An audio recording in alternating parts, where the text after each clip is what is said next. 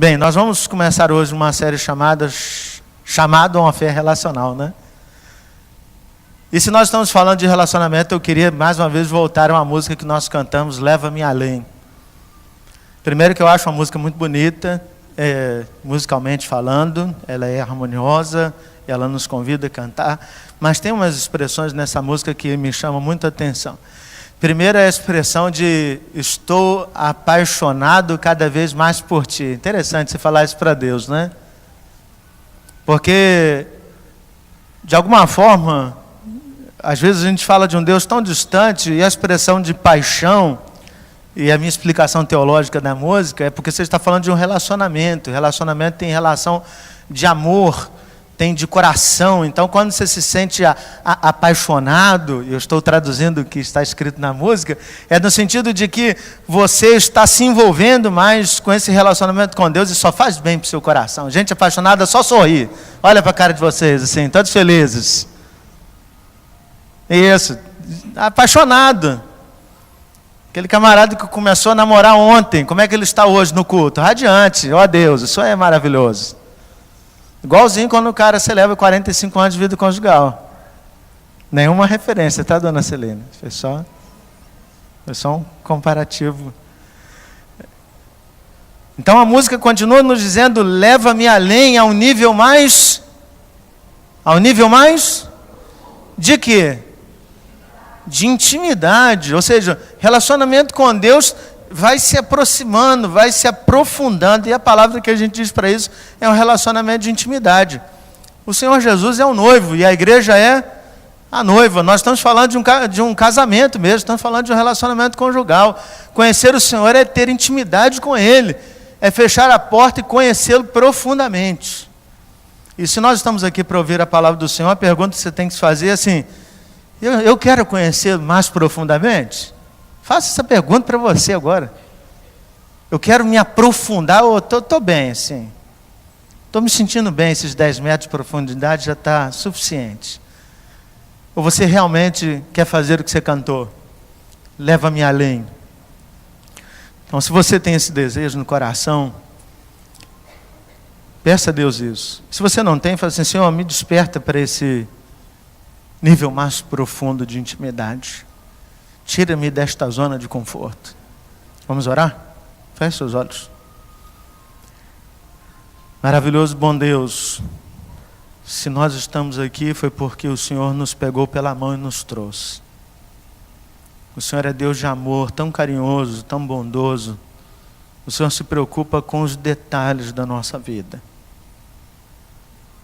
Nós muitas vezes achamos que precisamos colocar diante do Senhor as nossas necessidades, mas o Senhor já está providenciando as soluções. Não precisamos colocar diante do Senhor nada do que precisamos, porque o Senhor conhece as nossas necessidades. O que o Senhor nos chamou mesmo foi para um relacionamento. E se estamos num relacionamento com o Senhor, o que nós queremos é mais intimidade. Leva-me além, como cantamos.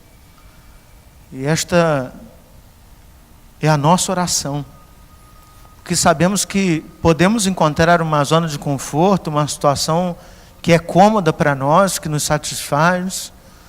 Podemos viver uma religiosidade que atende às nossas exigências e até o padrão que outras pessoas esperam. Mas talvez não tenha sido para isso que o Senhor tenha nos chamado. Estamos nós aqui, Senhor. Queremos ouvir a Tua voz, queremos entender o que o Senhor fala para cada um de nós. Queremos pedir então que pela Tua misericórdia a gente entenda o que o Senhor quer e que o Teu próprio Santo Espírito nos capacite a fazer o que o Senhor coloca diante de nós. Sabemos que podem até não ser coisas muito fáceis, mas o Senhor está conosco e confiamos então na ação do Senhor. Leva-nos a um nível mais profundo de intimidade contigo, em nome de Jesus. Amém. Nós vamos começar hoje, então, essa série chamada Uma Fé Relacional, e nós vamos falar hoje sobre a exigência da renúncia. E eu queria pensar com você assim, renúncia é uma palavra boa para você? Diga sim ou não. Não, renúncia não é uma palavra muito boa, mas renúncia talvez seja a melhor palavra. Então eu queria que de alguma forma você olhasse renúncia como uma coisa boa, ok?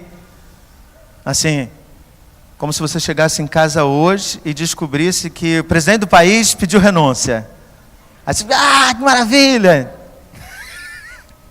Brincadeira, tá? Só brincadeira. Jesus falou que a boca fala do que o coração está cheio, né? Então tem meia verdade aí. Mas renúncia enxergue como uma coisa boa. Se nós pensamos num relacionamento, todo relacionamento precisa de algum nível de renúncia. E eu quis colocar aqui algumas situações da minha vida para falar de renúncia. E eu não quero ser modelo para ninguém, eu só quero contar os fatos que aconteceram. Um determinado dia, a Rosinha decidiu me dar a honra de namorar comigo. E esse dia foi o dia 7 de janeiro de 2000. Depois de eu ter aberto meu coração para ela, na madrugada de 1º de janeiro de 2000, depois da virada, o culto de vigília para mim tem um tom todo muito especial. Assim. Acho que o culto de vigília é aquele culto para você pedir a Deus começar o ano bem. Então você vem nesse ano, agora nós vamos ter o culto dos sonhos perdidos. Brincadeira, nada disso. Mas você venha, né? Quem sabe você sai daqui namorando com a intenção. Mas pede Deus para mandar solteiros e solteiras. Tá? É importante isso. E nós começamos a namorar,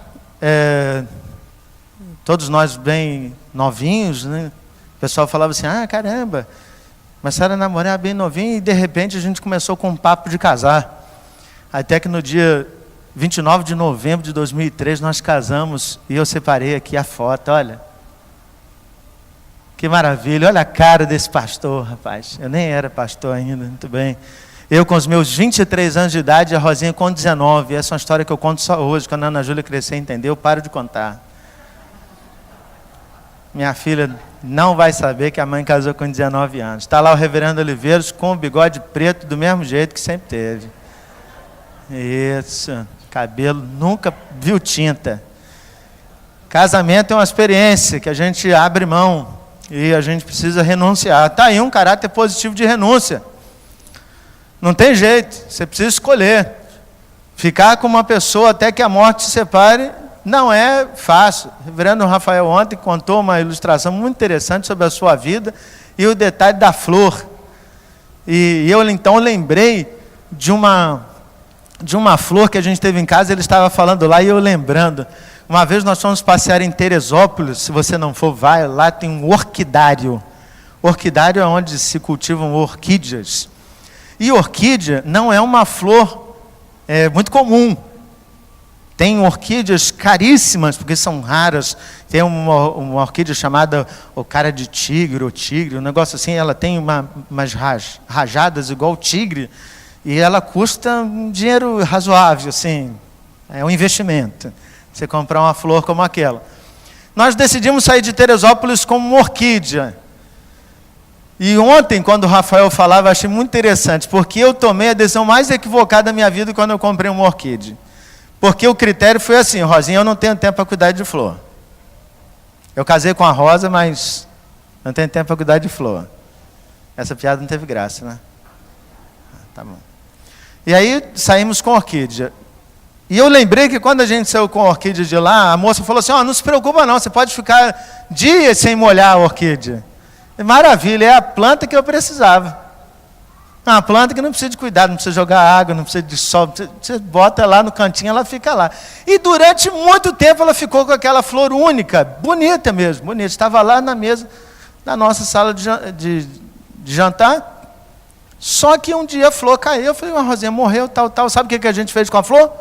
Com a planta? Foi para o lixo, né? Foi para o lixo. E ontem o Rafael contou uma ilustração e eu me senti tão culpado, pedi perdão a Deus ontem. Que ele falou assim, casamento é como aquela planta que não produziu flor e você desiste jogando fora. E eu bati em mim e falei, Senhor, tem misericórdia de mim, Senhor. Senti o pior dos homens. Se eu comprar outra planta, eu vou cuidar dela direitinho. Para cuidar do casamento, você precisa se renunciar, você precisa abrir mão. Você precisa abrir mão de um momento com os amigos que você tinha com muita facilidade para agora ter um momento com a esposa. Não tem jeito. Precisa de renúncia. Quem não abre mão, não experimenta o que é ser agora uma só carne. Tem gente que continua duas carnes aí pelo resto da vida. Mas a vida estava muito fácil e Deus providenciou para nós essa flor de formosura. Essa é a Juju. Ai, Juju, você. Eu pedi autorização para ela, para mostrar ela. Nasceu Ana Júlia. E quem disse que a vida estava fácil até então, né? Se estava abrindo mão para o casamento, e quando a Ana Júlia nasceu, eu ficava assim, meu Deus, amanhã eu tenho a reunião tal, tem que cancelar. Ô Senhor, tem que fazer aquilo. E comecei a verificar minha agenda e preocupado com as coisas que tinha para fazer. E eu sou muito tarefas. Então, focado ali para fazer as tarefas, pensando como é que eu ia resolver aquelas coisas. E eu descobri que precisava abrir mão por conta da minha filha que estava nascendo.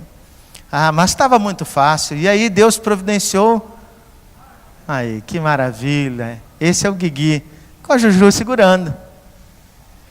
A experiência de ter 2 filhos mostrou que a gente precisa exigir mais. Cada filho tem uma personalidade, cada filho tem um jeito, cada filho tem uma forma de ver a vida, de lidar no seu relacionamento dentro de casa e até no seu próprio relacionamento com Deus. Eu preciso ter mais filhos para entender como é que são as novas experiências. É um motivo nobre para ter mais filhos. E depois de contar essa experiência sobre a minha vida, eu lembrei de uma experiência sobre... Opa, você está passando aqui e eu aqui? Não, só fui eu mesmo, então desculpa. No domingo passado eu conheci a história desse rapaz aí, José Rosa das Neves.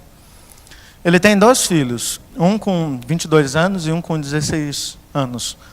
O de 22 anos ele tem uma doença raríssima, que provoca paralisia total. A única coisa que o menino consegue fazer é sorrir.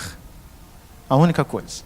Ele está numa cadeira de rodas, não consegue fazer absolutamente nada, ele não cresceu, ele tem tamanho de uma criança de 6 anos, com 22 anos. Quem toma conta da casa é um menino mais novo, de 16 anos, porque a mulher abandonou a casa, deixou os 2 filhos e só foi o pai, ficou sozinho. Né? Para quem é defensor aí feminista, dizendo que a mulher nunca abandona a casa, eis aí uma história real. As mulheres também são tão pecadoras quanto os homens e também abandonam as casas. E deixou a casa com um homem lá, e ele trabalha num serviço pesado, né, no dia a dia, ele é pedreiro. E o filho toma conta, o filho faz comida, o filho de 16 anos faz comida, dá comida para o irmão mais velho, leva ele no banheiro, cuida dele, vai na escola, quando vai na escola leva o irmão também. Uma coisa assim impressionante, uma história para chorar. Eles moram numa casinha lá no Rio Grande do Sul, mais pequena, de ganhar competições em troca de levar o seu filho. E o detalhe é que ele não pode ser ajudado durante as competições, porque se ele for ajudado, ele é desclassificado. Então ele tem que fazer tudo de fato sozinho, e isso é muito duro. E o filho de 16 anos também virou atleta por conta do exemplo do pai. Então o filho de 16 anos corre junto, mas não pode empurrar a cadeira, não pode puxar o bote, não pode fazer nada de ajuda, mas caminha do lado com o pai. Bem, é uma história muito bonita, se você quiser saber mais, você procura na internet, mas é uma história de renúncia. Todos nós, em algum momento da nossa vida, abrimos mão de alguma coisa. Eu não sei do que você abriu mão, mas o tempo todo na vida a gente é chamado a abrir mão de coisas. E nós nos deparamos então com um texto bíblico. O texto é esse aí. Queria que você abrisse só a Bíblia, para você ficar olhando para o texto, embora eu vá projetar o próprio texto aqui. Então você abre para acompanhar, mas eu queria que você olhasse para o texto. Dá para ler, né? Então vamos ler juntos? Então Elias saiu de lá e encontrou Eliseu, filho de Safate. Ele estava arando com 12 parelhas de bois e estava conduzindo a 12ª parelha. Elias o alcançou e lançou a sua capa sobre ele. Eliseu deixou os bois e correu atrás de Elias. Deixa-me dar um beijo de despedida em meu pai e minha mãe, disse, e então irei contigo. Vai e volte, respondeu Elias, pelo que lhe fiz. E Eliseu voltou, apanhou a sua parelha de bois e assustar, porque talvez a gente caminhe na ideia de intimidade com Deus, a ideia de ter grande poder e se sentir muito bem com isso. John Stott diz que cada vez que a gente se aproxima de Deus, a gente tem uma experiência aterrorizadora, porque a gente descobre quem é Deus e quem somos nós. Então, quando a gente caminha em direção a Deus, a gente vai descobrindo que nós não somos nada e que usufruir da graça do Senhor é algo tão fantástico que aquilo vai te assustando, porque você acaba se deparando com um amor que você não consegue conhecer. Elias conhecia muito bem esse Deus. Ele debochou dos profetas de Baal. Então os profetas de Baal fizeram um jogo estranho, né? Disseram lá quem colocaria fogo no altar, e eles começam a pedir a Baal, como se Baal existisse, e eles começam a invocar o nome de Baal e nada acontece. Elias então ora, desce fogo do céu, consome o altar, mata os profetas de Baal e tudo mais. Elias é homem que ora e chove. Elias é homem que tem comunhão com Deus, que vai um animal até ele, levando alimento, né? Um corvo, sustentando. Ele usufrui do cuidado de Deus. Só que um homem com tanto poder é um homem também que passa por depressão. Elias vai para dentro de uma caverna. Mas antes, ele se deita debaixo de uma sombra. Mas por quê? Elias está triste, Elias está abatido com tudo que está acontecendo. Acabe e Jezabel são pessoas do mal. São pessoas ruins, com um coração péssimo e querem matá-lo a todo custo, porque Elias é o cara que intimida. O jeito de resolver é extermínio. Não é de hoje isso, né? Não é de hoje. A história é antiga mesmo. Querem matar Elias e Elias, mesmo tacando fogo, né, entendendo que Deus poderia aniquilar essas pessoas, Elias se esconde, ele foge, e a pergunta que ele faz para Deus é: Senhor, por que eu estou passando por tudo isso? A vida poderia ser mais fácil para mim, né? Por que eu estou sentindo esse medo? Vai um anjo lá e prepara uma comidinha numa pedra, na pedra, né?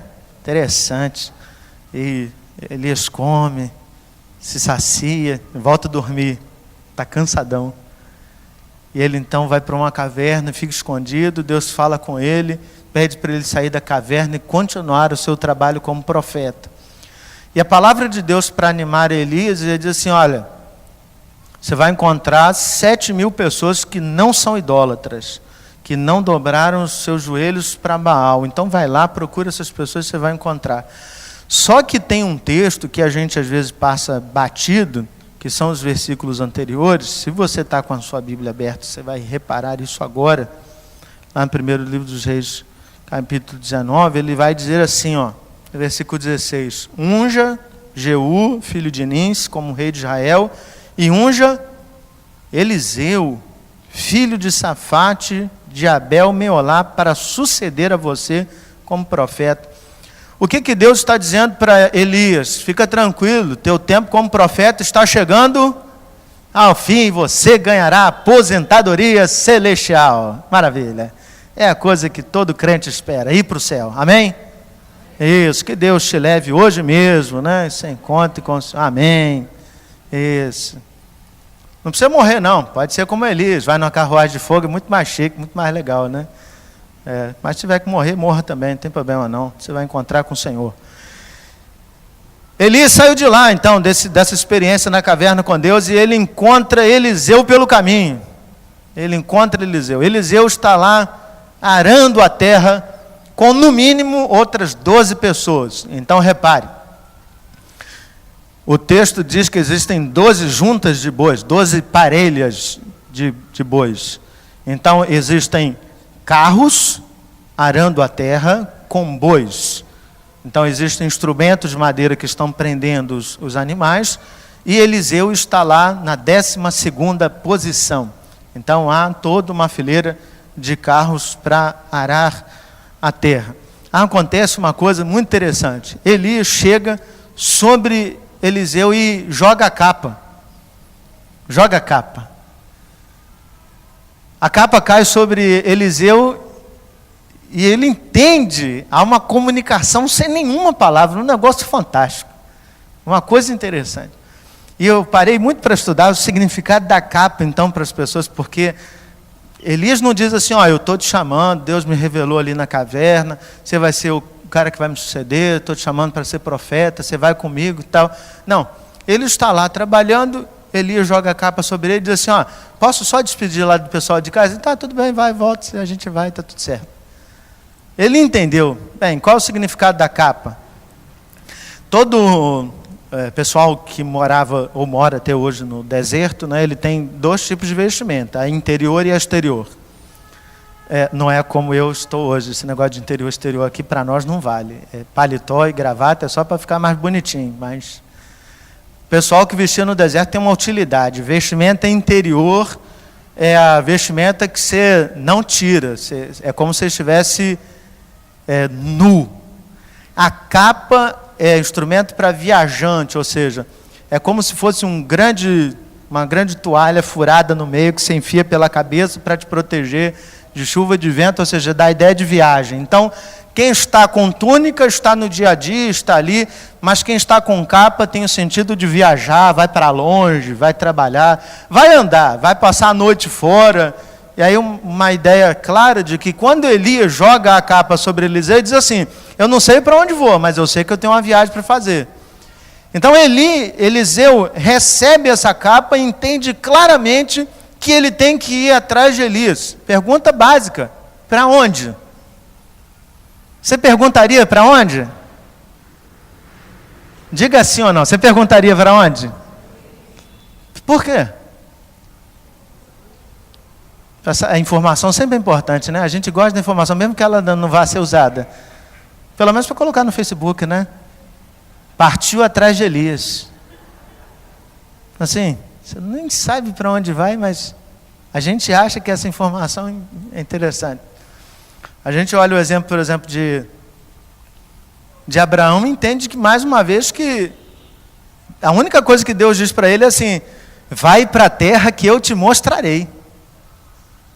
Deus não disse para Abraão, você está saindo de Ur dos Caldeus, você vai passar X meses nesse lugar, X anos nesse, X tempo nesse, aqui você morre, tá? Então você vai fazer essa trajetória. Deus diz assim, vai, anda, vai para a terra que eu te mostrarei. É por essa e por outras que eu sempre digo que Deus tem senso de humor. O povo está diante do mar vermelho, não há para onde caminhar. Moisés ora ao Senhor e diz assim, Senhor, o que faremos? E Deus responde, marchem. Simples, irmãos. Você está vendo a água, Deus não está com problema com a água, Ele manda você ir. Então é preciso ir para onde? A gente tem uma grande dificuldade então de entender vocação. Eu vi algumas semanas atrás uma expressão que me chamou muita atenção e me fez refletir. No presbitério, quando alguém se sente chamado ao ministério pastoral, ele precisa dar provas do seu chamado diante do presbitério. Eu acho que este é um dos exames mais difíceis da vida de um candidato. Pode parecer aquele exame de perguntas teológicas, mas eu acho que não. Eu acho que o exame de vocação. Porque o que está em jogo é você provar o que muitas vezes você não consegue provar.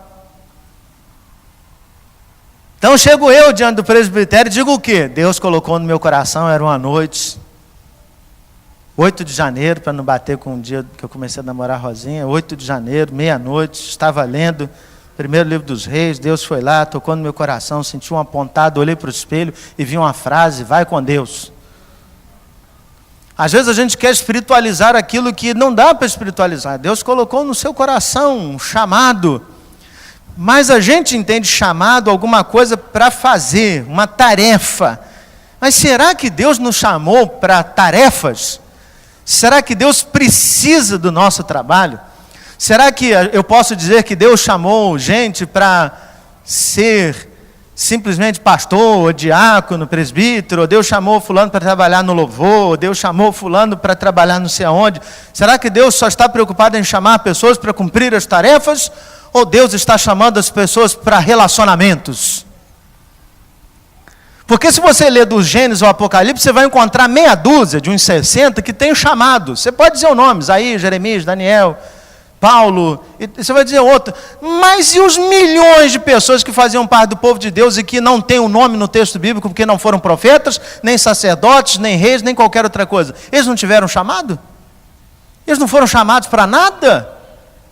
Então, se fazer parte do povo de Deus não é chamado, é o que então? Se você entendesse que está sentado nesse banco faz parte de um chamado de Deus, Deus chamou você para um relacionamento.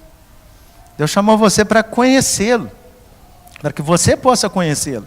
Então, nessa caminhada que você vai conhecendo Deus, Deus vai apresentando para você possibilidades, porque você está se envolvendo. Meu irmão, olha para mim, crente que não se envolve, não trabalha no reino. O problema é que tem crente querendo trabalhar, mas sem se envolver. Não é possível trabalhar no reino sem envolvimento com Deus. Grave isso. Às vezes as pessoas ficam chateadas porque não foram nomeadas para determinadas coisas, mas está faltando envolvimento. Onde você estava? Que vida você tem levado com Deus? Quando você não está aqui, você está onde? Quando você não tem tempo para ler a Bíblia, você está fazendo o quê? Quando você não tem levado uma vida de oração, quando você não tem visitado as pessoas, como é que você quer se envolver no reino? Deus não precisa do nosso trabalho. É muito duro quando a gente lê no texto bíblico a afirmação clara de que se a gente não prega o evangelho, Deus é capaz de fazer o quê? As pedras clamarem. E Deus é tão poderoso, irmão, você pode ler o texto falando que Deus pode fazer os incrédulos pregarem no seu lugar, mas Deus pode até levantar pedras que falhem. Ele fez até com mula, irmãos. Isso é para provar que Deus não está preocupado com as tarefas vão ser executadas, Deus vai fazer com que as tarefas sejam executadas, fazendo você ou não fazendo, Deus vai fazer com que as tarefas aconteçam. Então Deus não nos chamou simplesmente para fazer uma tarefa. Ser pastor não é uma tarefa, é um relacionamento. Quem me dera que todos nós pudéssemos ser chamados de pastores. Quem me dera. Eu comecei a fazer isso com a liderança da nossa igreja. Comecei a chamá-los de pastores. É muito interessante a reação que eles têm. Qual é a reação que a liderança tem em geral? Não, pastor, isso é muito complicado, pastor. Isso aí é muito pesado. Porque ser pastor é estar disposto a se envolver e cuidar de outras pessoas. Só isso.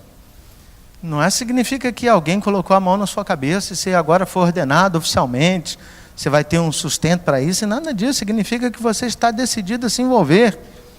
Só que quando Deus chama Eliseu, esse cara está arando a terra. E aí, a vida dele acabou? Tem duas coisas que me chamam muita atenção, então eu queria pensar com você. Primeira delas, leia o texto que está marcado. Deixa-me dar um beijo de despedida em meu pai e minha mãe. Disse, e então irei contigo. Eliseu é um filho amoroso. Concorda comigo? Ele chama e diz assim, olha, eu tenho pai, tenho mãe. Isso me faz entender, não sei para você, que Eliseu provavelmente, se eu trocar Elias por Eliseu, você entendeu, né?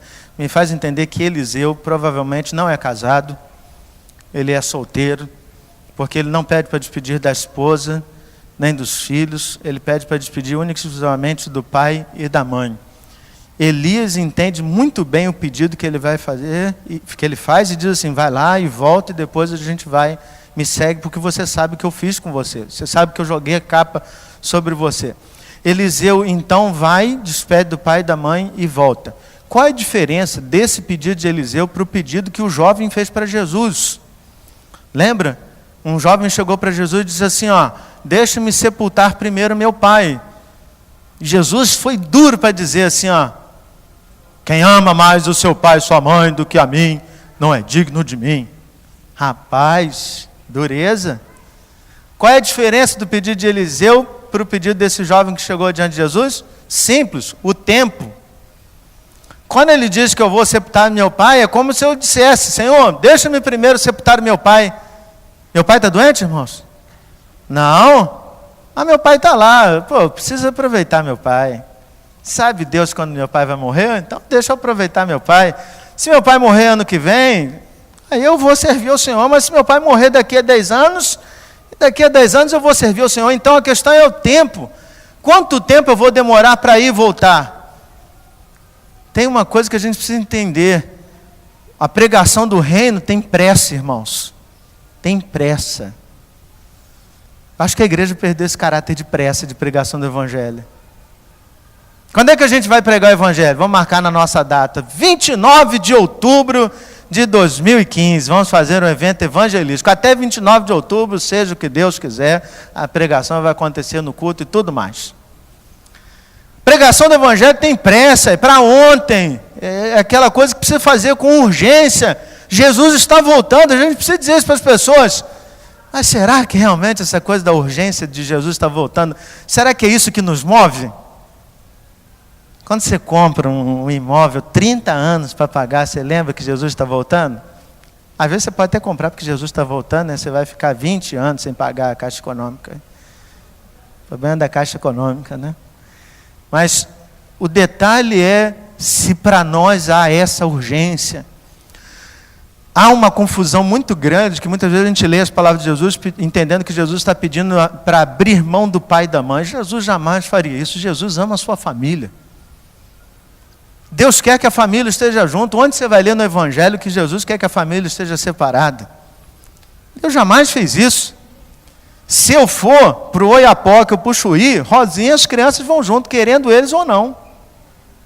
Mas Deus, a tarefa é de Deus de mover o coração deles, mas se Ele quiser, eles vão juntos. Não tem essa questão. Tem uma atitude de William Carey, eu sou sim, realmente apaixonado pela história de William Carey, missionário que foi para a Índia, mas tem um detalhe na história de William Carey que me incomoda profundamente, é que ele é tão vocacionado por Deus, ele entende a sua vocação para ir levar o evangelho para o povo da Índia, que ele decide deixar a mulher e os filhos na Inglaterra, irmãos. Eu entendi o desprendimento, mas eu queria dizer para você, se está passando isso pela sua cabeça, reveja o seu chamado de Deus, porque Deus não chama você ir para lugar nenhum para você abandonar a sua família. Deus quer que a família esteja junto. Mas em determinados momentos, nós vamos ter que cortar o cordão umbilical de coisas que nos prendem para fazer uma determinada tarefa. Olha como é que a gente lê com olhos diferentes. Imagine que seu filho está fazendo prova para pós-doutorado e ele está concorrendo, vai morar na Rússia. Você não precisa nem saber onde fica a Rússia, mas ele vai para a Rússia. E aí você chega na igreja, você pede oração, né? Nós vamos orar, meu filho está fazendo pós-doutorado, ele vai para a Rússia, vai morar lá 15 anos na Rússia, ele vai trabalhar numa empresa que eu não sei nem falar o nome, porque está em russo, mas uma maravilha, vamos orar por ele. Seu filho passou, ele despede para você, ele vai morar na Rússia. Você vê problema dele trabalhar e estudar na Rússia? Mas e se seu filho chegasse em casa e disse assim, pai, mãe, hoje teve uma mensagem lá, eu senti Deus me chamando para ser missionário na Rússia. O que você diz para o seu filho? Se ele fosse trabalhar e ganhar dinheiro, você aprovava na hora. Mas talvez se ele fosse para ser missionário, você diria para ele assim, meu filho, pensa direito. Vamos conversar com o pastor primeiro. E antes de seu filho chegar até o pastor, você manda um zap, pastor, demove meu filho dessa ideia. Até hoje ninguém quis ir para a Rússia. Queria, irmãos, que seus filhos chegassem em casa nessa noite e dissessem assim, pai, eu quero ir para o Afeganistão. Queria ver o que você faria.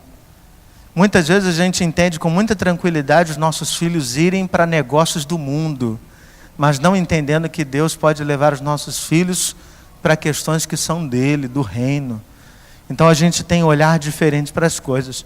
Ontem eu recebi um informativo do Jonatas e da Miriam, eles estão num país em que eu não posso falar o nome, porque é um país com um grau máximo de perseguição. Então, nem nos informativos, para nós, ele coloca os nomes, e qualquer palavra, tipo oração, vem com caracteres numéricos. No meio, por exemplo, vem hora, 4, 1. Para quê? Porque os sistemas de busca desse país, de e-mails que saem do país, vasculham se existem palavras usadas nos e-mails ditas ou relacionadas ao cristianismo. Você sabia disso? E ele explica isso no final da carta, achei aquilo interessante, cara, aquela coisa de agente 007 do reino, né? Assim, maneiro pra caramba. Pastor em Cavalcante é muito comum. Cara, num país desse, assim, muito perseguido, uma coisa fantástica. Então, ele conta da experiência de um filhinho de 1 ano, irmãos, que está lá, aprendendo 3 idiomas ao mesmo tempo, mal sabe falar português, está tendo que aprender inglês e aprendendo a língua do país.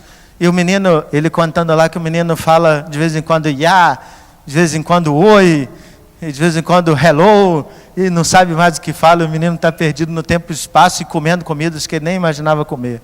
Mas Deus nos chama para abrir mão de coisas que muitas vezes nos prendem. Existem cordões umbilicais que ficam a vida toda. Precisa soltar do pai e da mãe para ir embora.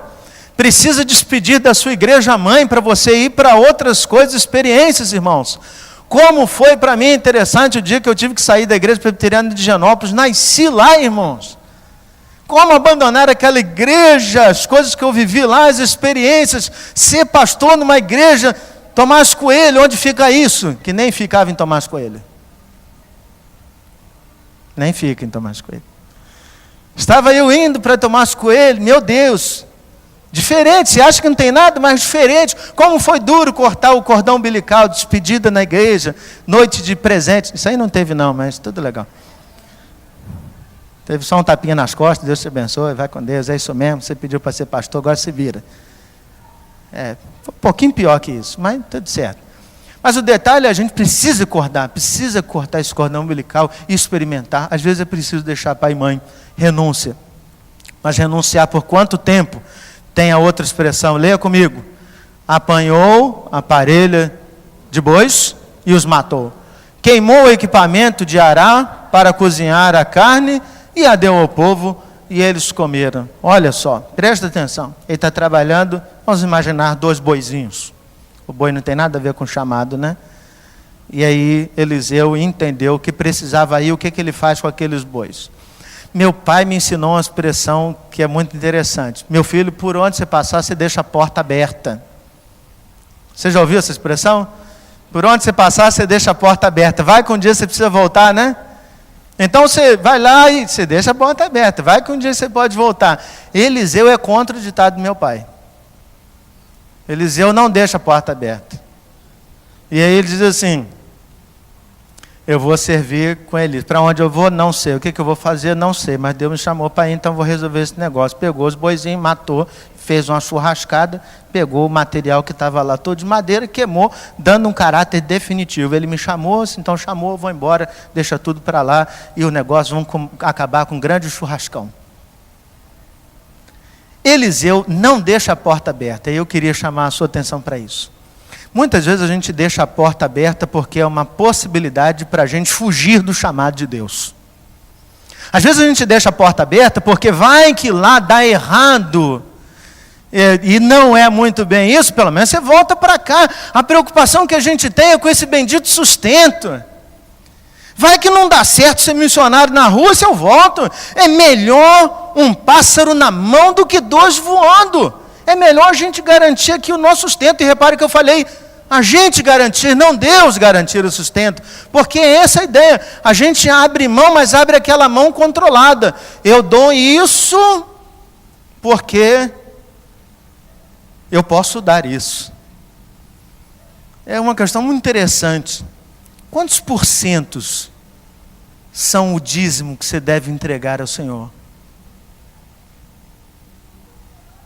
Paulo diz que quem contribui, o faça com liberalidade. Onde você vai encontrar no Novo Testamento ele pedindo para tirar 10%? Assim, para você ler a palavra dízimo, dízimo é 10%, vamos lá. Será que é isso? Será que Deus precisa de 10%? Deus precisa de 0%, tudo é dele. Não tem nada que é meu, estou dando nada para... Tudo é dele, não precisa de nenhum real meu. Absolutamente nada. Mas a minha forma de contribuir demonstra o meu desprendimento de ajudar as pessoas. Nós somos tão controlados que a ideia de eu vou fazer isso porque eu sei onde a minha mão alcança. Deus não está perguntando onde a sua mão alcança. Eliseu nos ensina um caráter definitivo. Se é para seguir a Deus, vamos seguir a Deus. Mas de alguma forma eu percebo que a gente coloca regras para seguir a Deus e a gente abre algumas exceções e a gente não queima os carros de boi que estão dentro da sua casa. Deveria queimar, deveria chegar hoje em casa, tacar fogo em tudo E não diga que eu que mandei fazer isso, mas eu acho que você deveria fazer isso. Taca fogo, faz um churrasco, me chama e segue a vida. O caráter definitivo é a mesma expressão que Jesus usou. E é sobre ela que eu queria concluir.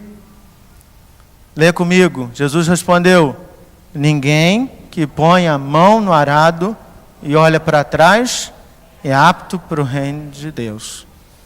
Vou fazer uma pergunta sincera para você. Você já teve vontade de olhar para trás, fazendo parte da igreja? Já bateu no seu coração aquela questão assim: rapaz, eu não aguento mais isso, eu vou sair disso. Eu não aguento mais esse negócio, está me incomodando, eu vou sair da igreja, vou procurar outra igreja, vou largar tudo. Já passou isso na sua cabeça? Essa é uma situação real. E quem sou eu para condenar isso? Porque eu também já passei por ela. A questão que deve chamar aos nossos olhos é que se Deus nos chamou para um relacionamento, irmãos, relacionamento é um aprendizado de renúncias. Quem disse que eu tive que renunciar só ao meu emprego lá atrás, há 8 anos atrás, quando eu pedi demissão de uma multinacional para ser pastor? Quem disse isso? Todos os dias eu tenho que aprender que eu preciso renunciar a algumas coisas. Preciso renunciar ao meu orgulho, preciso renunciar à minha vaidade, preciso renunciar à minha opinião forte, preciso renunciar à minha explosão, preciso renunciar à minha opinião assertiva ou manipuladora, como você queira chamar. Preciso renunciar eu mesmo, tantas e tantas vezes, por um único propósito: continuar sendo pastor. Eu não sei se você sabe o que é ser pastor, mas não é muito diferente de ser crente, não. Pastor e crente caminham juntos. Ser crente também é uma vida de renúncia, de dizer: não vou me envolver com isso, não quero participar disso, quero me envolver com aquilo, e tomar decisões que abram mão das suas próprias opiniões. A pergunta que eu queria fazer para você: se você tivesse 2 bois em um carro de bois, e se esse fosse seu único sustento, e você entendendo que Deus está chamando, você tacaria fogo nele ou não? Essa é a questão. É se você está pronto para tacar fogo, confiando que Deus vai te sustentar aqui, ou se você não está pronto para tacar fogo. Não tem outra questão. Não tem Deus te chamou, traga o seu carrinho, vamos conduzir isso. E você pode olhar agora na sua cabeça e lembrar de inúmeros textos de ser fazedor de tendas, que Paulo era fazedor de tendas, e ele trabalhava também. Mas olhe pelo o que Deus chama, quando Ele chama para um relacionamento. Da mesma forma que quando eu casei para a Rosinha, eu renunciei qualquer cantada que me fizesse, e olha que eu não era muito comum de... E eu abrir mão de olhar para qualquer outra mulher como mais bonita que minha esposa, e você precisa olhar assim: a sua mulher é mais bonita do universo. Da mesma forma, quando Deus me chamou para ser seu servo, qualquer coisa diferente de Deus não presta. Não presta. Deus está te chamando para um envolvimento, um relacionamento. Mas não tem relacionamento se você não abre mão. Queria que você olhasse para mim um segundo. Um segundo. Abre mão do que está te afastando de Deus. Deixa de lado. Se é a sua personalidade, se é seu temperamento, se é seu lado financeiro, abre mão. Vale a pena. Deus está te chamando para um relacionamento. Mas eu quero dizer para você: não dá para caminhar mais profundo se você não abrir mão. Lembra aquilo que você cantou? Leva-me além? Não dá para cumprir, não. Não dá para ir mais fundo, não dá para ter intimidade se você não quer abrir mão. Precisa abrir mão. Do quê? Só você sabe. Mas talvez o abrir mão hoje seja uma coisa, mas amanhã já seja outra. Semana que vem já seja outra. Mas aprenda a abrir mão. Eu queria que você orasse agora comigo, silenciosamente. Eu queria convidar que você fizesse a sua oração. Você dissesse para Deus: Senhor, eu entendo que para ter um relacionamento com o Senhor eu preciso abrir mão disso. Hoje está difícil abrir mão disso. Senhor, para mim é difícil abandonar esse meu jeito de pensar as coisas, esse meu jeito de fazer as coisas. Para mim é difícil queimar os bois e a carroça. Senhor, para mim é difícil tomar essa posição. Diga, o Senhor sabe disso. Mas Ele está te chamando para um relacionamento, rapaz. Deus quer ajudar você. Então coloque isso diante de Deus. Você e eu temos dificuldades. Todos nós podemos caminhar um pouco mais nesse relacionamento de profundidade com Deus. Vamos orar silenciosamente, feche seus olhos, converse com Deus.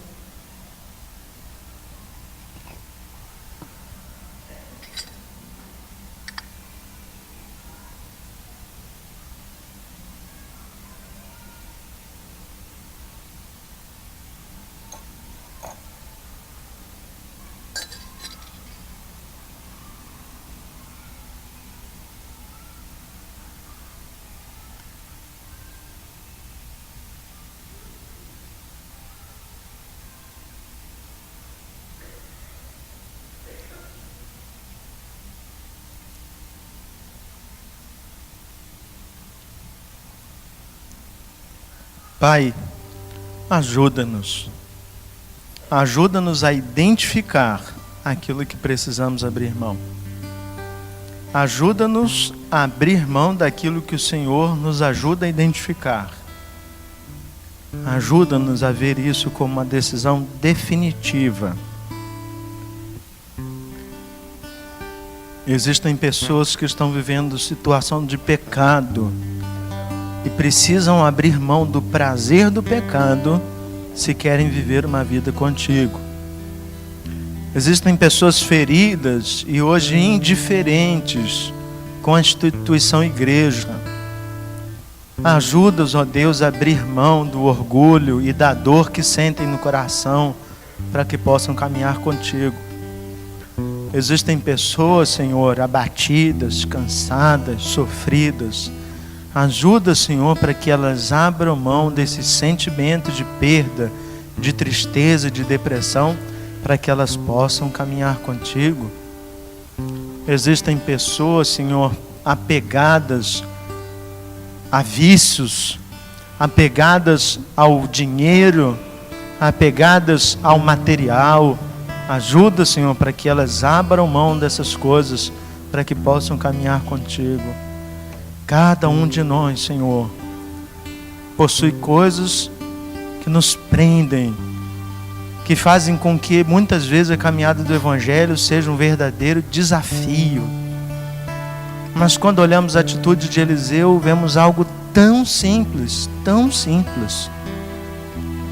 A experiência de receber a capa de Elias e entender que estava sendo chamado para uma caminhada, para um trabalho, despedir de seus pais com tranquilidade de coração e caminhar, ó Deus, sem saber para onde estava indo, mas que estava indo na direção apontada pelo Senhor.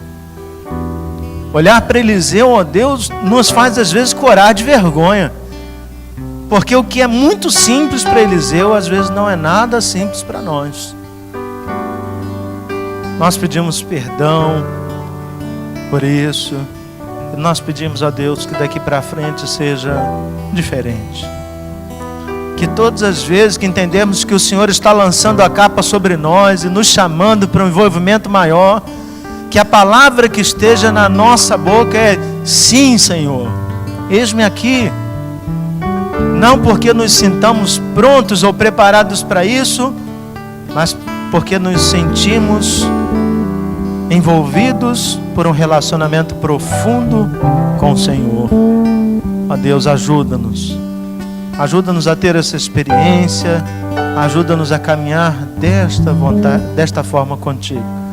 Mas faz com que esse desejo de um relacionamento profundo seja o desejo de cada um de nós, muito mais do que na coletividade, na individualidade, que a gente experimente isso. Abençoe, ó Deus, a nossa vida.